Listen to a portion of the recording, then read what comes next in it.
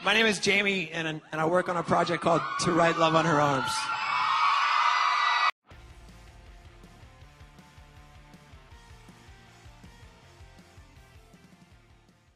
This is my video for Project for Awesome 2011. If you don't know what Project for Awesome is, it's an event put on by the Vlogbrothers, John and May. Check out the YouTube channel if you don't know them. They're amazing guys. It's basically a day where YouTube makes videos about charities, nonprofits, and just raises awareness and money for them. The charity I chose is To Write Love on Her Arms. It's a charity that means a lot to me and has helped me out a lot in the past. They deal with depression, self-injury, suicide, eating disorders, everything really. It's a place where you can get hotlines, get help anonymously, work with them, and they just do so much good for the community. I'm on this thing for about 3 years now. Almost every day. Messed up a few times, but I want to support them in every way I can, even if it's just raising awareness.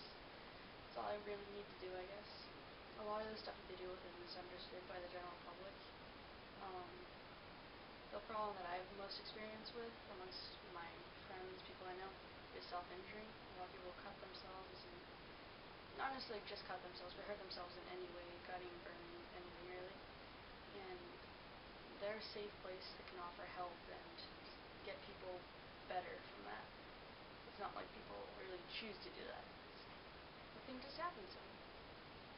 And through To Write Love on Her Arms, they provide a safe place for people to go and talk about it and just really get better. And it's just a really awesome organization, and I really highly suggest you check them out. I'll put all the links in the description, and I'll hand and take to the YouTube channel somewhere on here.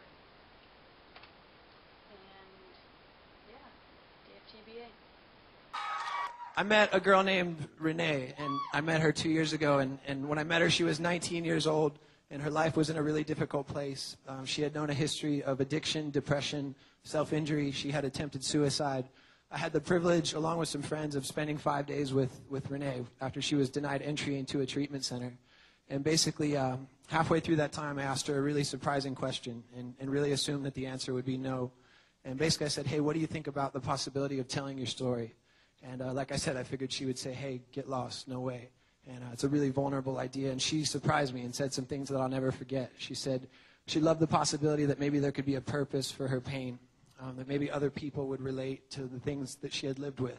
Maybe other people would even find hope in her story. And so basically after that time, after 5 days, she entered a treatment center in Orlando, and I sat down and wrote this story.